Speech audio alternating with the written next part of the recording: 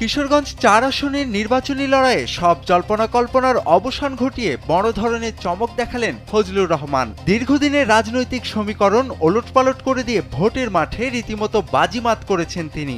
মোট ১৫০টি ভোট কেন্দ্রের প্রাপ্ত ফলাফল অনুযায়ী ফজলুর রহমান পেয়েছেন ১,৩২,৫০৩টি ভোট।